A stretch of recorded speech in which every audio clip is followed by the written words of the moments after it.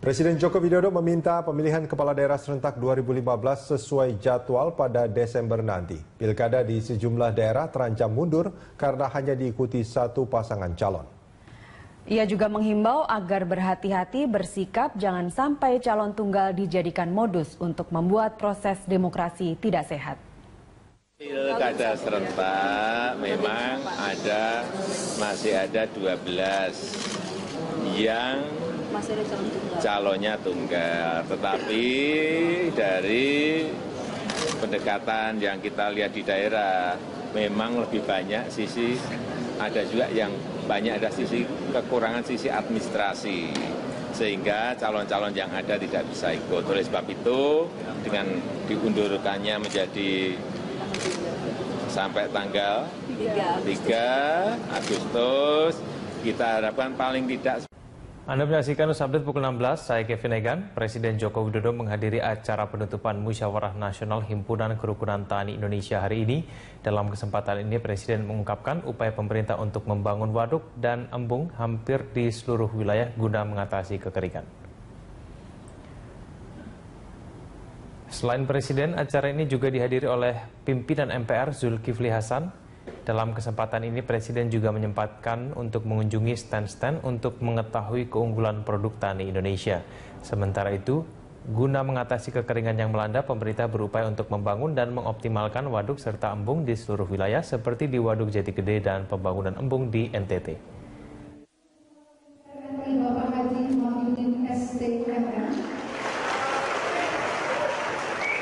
Waduk, embung, nanti sudah banyak sekali embung yang mau ribuan embung yang mau kita bangun. Mulai tahun depan, tahun ini sudah, tahun depan betul-betul ribuan, banyak sekali. Embungannya 1 hektar, 2 hektar, kecil-kecil tapi di semua tempat. Karena kuncinya memang kekeringan seperti ini harus ada tampungan air.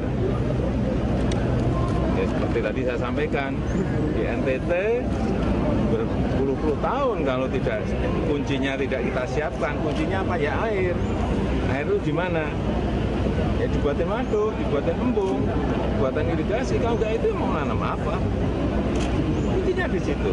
Kenaikan produksi itu ada kalau kita bisa memperbanyak waduk, memperbanyak embung, memperbaiki irigasi menuju ke sawah, ke perkebunan. Hingga kini polisi telah menetapkan 3 tersangka dalam kasus suap dwelling time Kementerian Perdagangan. Selain itu, polisi berupaya membongkar tindak pidana korupsi terkait bongkar di pelabuhan yang melibatkan sejumlah kementerian. Kepolisian Polda Metro Jaya terus melakukan penyelidikan dan pengembangan dugaan kasus suap proses dwelling time peti kemas di Pelabuhan Tanjung Priuk. Setelah menggeledah kantor Kemendak sejak awal pekan ini, kini polisi telah menetapkan 3 orang tersangka dan memeriksa sejumlah saksi. 2 orang telah ditahan, sementara seorang tersangka lain berinisial IM masih berada di luar negeri. Kamis pagi, Polda Metro Jaya memeriksa mantan Dirjen Perdagangan Luar Negeri Partigo Pangaribuan terkait asal-usul uang yang disita petugas dari salah satu staf Dirjen Perdagangan Luar Negeri pada Selasa sebelumnya. Untuk kasus ini, Partogi telah dicopot dari jabatannya sebagai Dirjen Perdagangan Luar Negeri. Dari hasil penggeledahan yang dilakukan Polda Metro Jaya di gedung Kemendak, polisi menyita sejumlah dokumen dan uang ribuan dolar Amerika dan Singapura. Barang bukti diduga sebagai suap guna mempercepat pembongkaran peti kemas. Polisi juga menyita uang miliaran rupiah dari sebuah rekening milik pegawai harian di Kemendak. Dan untuk mengungkap tuntas kasus ini, polisi akan mengembangkan pemeriksaan dari 17 kementerian lainnya. Sebab selain suap, ada indikasi pemerasan dilakukan terhadap sejumlah pengusaha. Dari hasil pemeriksaan saya yakin itu ada penambahan tersangka. Namun demikian, kami selaku penyidik tentunya profesional. Kita menetapkan tersangka, ada prosedurnya, minimum 2 alat bukti kita terpenuhi, baru kita tetapkan sebagai tersangka. Sementara Menteri Perdagangan Rahmat Gobel mendukung langkah polisi mengusut dugaan suap dan gratifikasi di dwelling time. Bahkan dirinya akan melakukan evaluasi terhadap perizinan impor yang telah terdaftar. Rahmat menegaskan apabila importir tidak memiliki izin impor, maka tidak diperbolehkan memasukkan atau membongkar barang di pelabuhan. Kemarin Selasa, jam 9 pagi setelah mengadakan rapat koordinasi dengan seluruh eselon saya untuk menghormati dan mendukung polisi untuk bisa melakukan proses pemeriksaan, dan juga kedua untuk bisa menjaga pelayanan publik kepada masyarakat. Kami membebas tugaskan mereka yang menjadi tersangka dan yang sedang dalam masa diperiksa. Penyelidikan praktik suap dan pemerasan di proses bongkar muat Pelabuhan Tanjung Priuk atau dwelling time ini dilakukan polisi setelah Presiden Joko Widodo berang terkait lamanya waktu tunggu bongkar muat kontainer di Pelabuhan Tanjung Priuk pertengahan Juni lalu. Presiden Joko Widodo bahkan mengancam akan mencopot pejabat hingga operator di lapangan yang dianggap tak mampu mempersingkat dwelling time sesuai target yang ditetapkan. Jokowi juga mencatat ada ketidak efisienan mencapai 780 triliun rupiah dalam pengelolaan Pelabuhan Tanjung Priuk.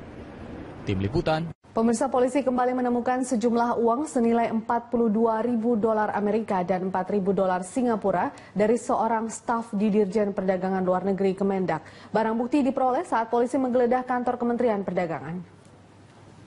Kapolda Metro Jaya Irjen Pol Tito Karnavian mengatakan penggeledahan menindaklanjuti penetapan 2 tersangka terkait bongkar muat atau dwelling time di Pelabuhan Tanjung Priok.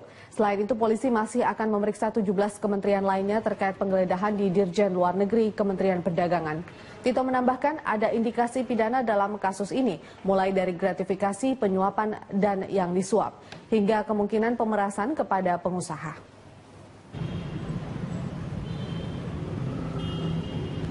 Melibatkan beberapa orang atasannya, sehingga kita melakukan penggeledahan kemarin. Ada lebih kurang 6 orang yang dibawa kemarin, dan ini lakukan pemeriksaan, ya, yang dikenakan status tersangka. Sekarang sudah ada dari luar ada 1, dari dalam ada 1, yang kita masih ada waktu 24 jam untuk menentukan status yang 6 orang yang kita bawa kemarin tangkap dari Kementerian Perdagangan. Kalau pada waktu digeledah pun ada uang lagi. Ada yang $42.000, ada yang $4.000 Singapura, $40 rupiah, ulangi, Amerika. Nah, ini kita akan kembangkan. Polda Metro Jaya terus menyelidiki kasus suap dwelling time di Pelabuhan Tanjung Priuk. Kita telah terhubung dengan reporter Faizin Adi untuk mengetahui perkembangan kasus ini. Ya, Faizin, bagaimana jalannya pemeriksaan Dirjen Perdagangan Luar Negeri nonaktif?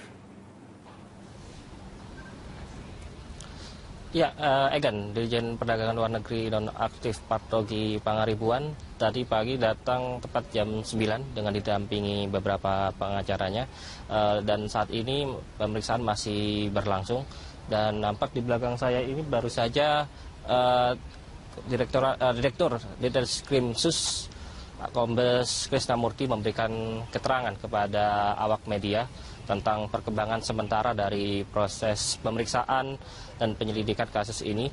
Dan saat ini pemeriksaan terhadap Partogi Pangaribuan masih terus berlangsung, dan pemeriksaan kali ini merupakan lanjutan dari penggeledahan yang dilakukan oleh Satuan Tugas Khusus yang dibentuk Polda Metro Jaya untuk menangani kasus ini terhadap lantai 9 kantor utama Kementerian Perdagangan yang dilakukan pada 2 hari lalu. Pada penggeledahan yang berlangsung selama beberapa jam tersebut, disita uang sebesar $42.000 Amerika dan $4.000 Singapura di salah satu ruangan yang ada di lantai 9, yang itu merupakan kantor dari Dirjen Perdagangan Luar Negeri. Saat setelah menyita uang tersebut, polisi juga memeriksa salah seorang saksi berinisial R yang merupakan bawahan dari Partogi, dan saksi R ini menyatakan bahwa uang tersebut merupakan milik dari Partogi. Namun hal itu masih belum bisa dipastikan, karena itulah salah satu materi pemeriksaan pagi kali ini bertujuan untuk memastikan pemilik dan asal-usul dari uang yang ada di salah satu ruangan di Dirjen Perdagangan Luar Negeri kemarin. Dan sebagai tindak lanjut dari penggeledahan kemarin, Kementerian Perdagangan telah menonaktifkan Partogi Pangaribuan dari jabatan Dirjen Perdagangan Luar Negeri, dan selain itu juga ada 3 pejabat lain masing-masing eselon 2, eselon 3, dan eselon 4 di Dirjen Perdagangan Luar Negeri yang dibebas tugaskan untuk memudahkan penyelidikan dari kasus ini. Ya, Egan. Pak Izin, lalu bagaimana dengan perkembangan kasus ini? Apakah polisi sudah menetapkan tersangka lainnya? Ya, dalam kasus ini polisi sudah menetapkan 3 orang sebagai tersangka. Yang pertama adalah N, yang merupakan pekerja harian lepas di Dirjen Daglu. Yang ini dia tersangka berinisial N ini bertugas untuk mengumpulkan uang dari pengusaha yang mengurus perizinan di dwelling time di Pelabuhan Tanjung Priok untuk kemudian disetorkan kepada tersangka yang berinisial I.